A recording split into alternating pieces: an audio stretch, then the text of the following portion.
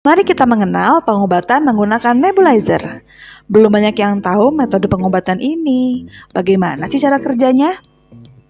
Alat bernama nebulizer ini bertugas mengubah obat dalam bentuk cairan menjadi uap yang dihirup sehingga bisa masuk saluran nafas dan melegakan paru-paru.